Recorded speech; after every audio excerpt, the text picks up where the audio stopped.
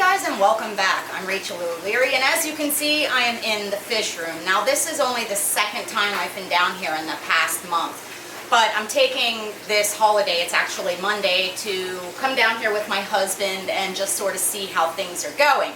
Now if you've been with my channel for a while, you know my husband isn't really a fish guy, but the other day he admitted to me that there's a few aquariums he actually likes. So I thought today we would discover together which ones those are and why. So let's get started. So while I've been out, my husband has been feeding and maintaining my aquariums.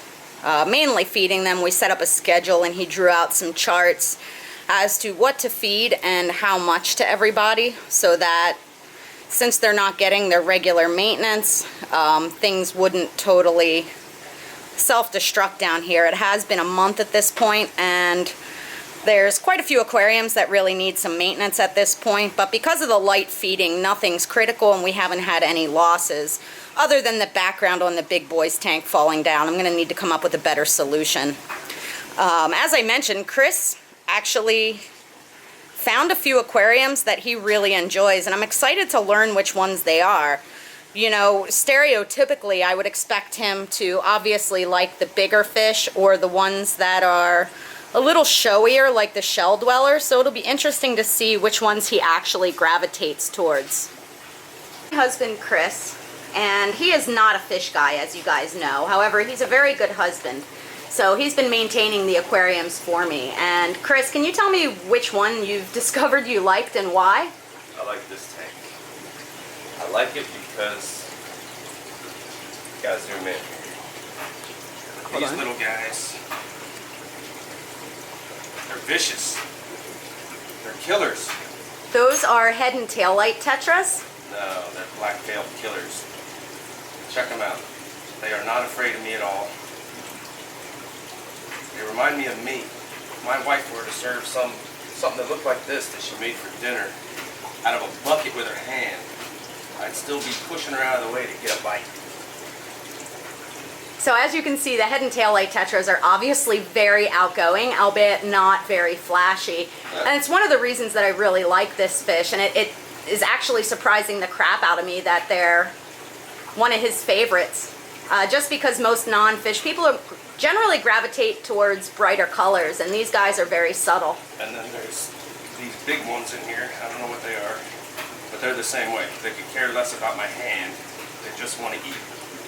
And I fed them last night. So they're kind of like me. They just want to wake up and eat.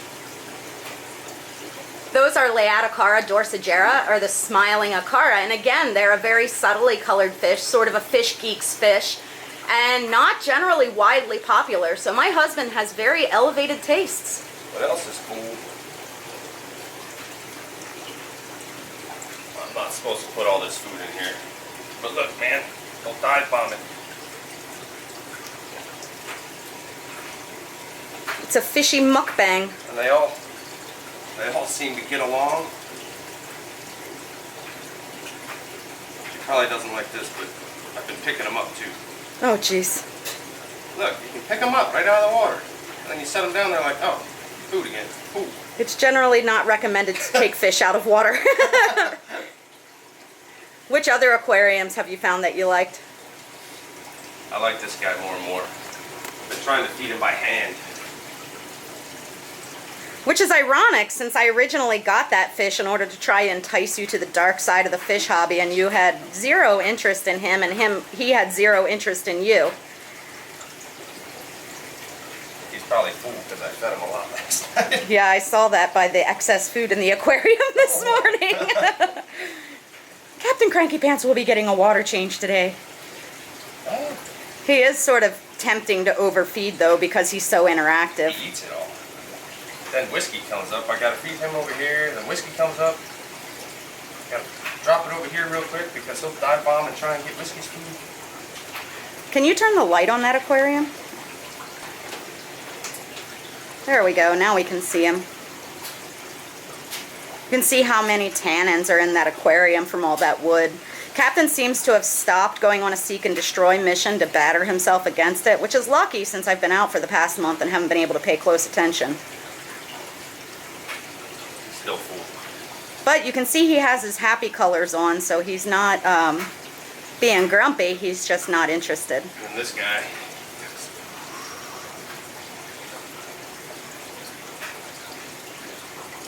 He's checking it to see if you dropped any of his food in there. That's what those whiskers are doing. he'll eat it. I'll tear it up.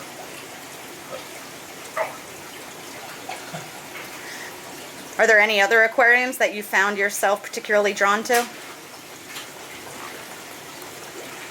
Sorry for the shaky camera work, guys. I would say if you're gonna get these fish, you gotta get all these other fish too. Because I don't think I'd like it so much if there was just all the little black-tailed killers in there. It's cool having the big zeppelins come up and eat, and these panther things, whatever they are. Or the plecos? Spotted panthers. Those would be Hypanthistris contridens, the spotted panthers. Yes, they come up. They tear it up, man. Look. And that is one thing that I took into consideration when combining all those fish was the different scales and colors, but the outgoing behavior of all of them. So I'm glad to hear it's working from an outsider point of view. And I like the fact that there's like the city, right? You got the city here, then you got the forest, then you got the bleak suburbs. Sorry if you live in the suburbs, but that's kind of what they remind me of. And you know, you got it all. Thank you.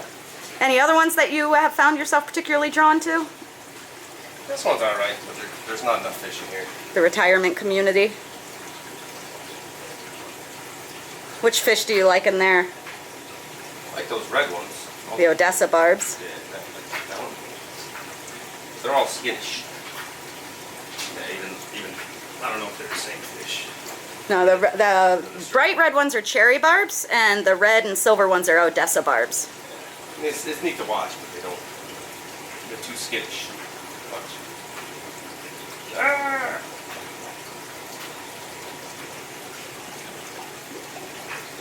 Any other ones?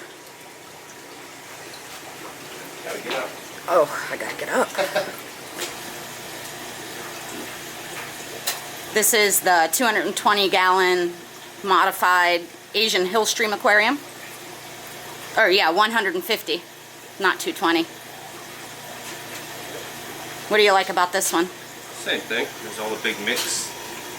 And I like that the water starts blowing the food immediately. And they're all like trying to get it. And then they have to turn around and swim upstream some more. And they're like, "Ooh, what's that?" One of these days soon I'm going to have you help me catch fish out of this aquarium to take outside. So you have that to look forward to. Look, they'll just dive bomb it. That's what I enjoy about this aquarium too. Then when it gets on the floor, all these other fish start coming out of the woodwork. One of my goals for this aquarium was Literally out of the woodwork. literally out of the woodwork. That's what one of my goals for this aquarium was, is while feeding, to just sort of see fish appear from everywhere.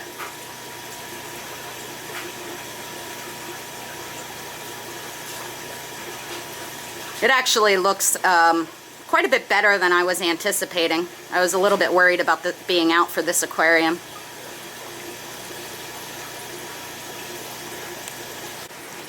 Now this is the 55-gallon black neon aquarium.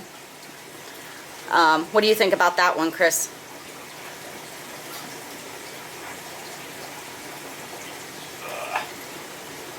I like these guys too. They behave like the vicious killers over there. They're a little more skittish. They seem to have the same behavior from an outsider's perspective. So what I have learned is that my husband loves mid-size, often overlooked, commonly underrated silverfish. Like the Shelleys. Those are ones that I really enjoy because I like to sit back and wait, and then you see all the babies come out of the shells, but they're not ones that do well with you up close to the glass. Yeah, I'll have time for that.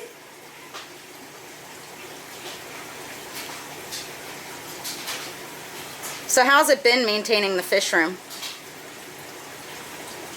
It is a lot of work. I would say, I hate to say it, but I've seen other people's fish rooms, and you can tell they're overwhelmed. Probably how Rachel's fish tanks look right now. I wouldn't be able to take care of something like this and do anything else. I'd be too worried about it if it was all mine. Kind of like my hobbies, my garage, whatever. You know, there's a lot of work into this, and I can see why she spends so much time down here. Because even me not being a fish person, I see everywhere there's something that has to be done.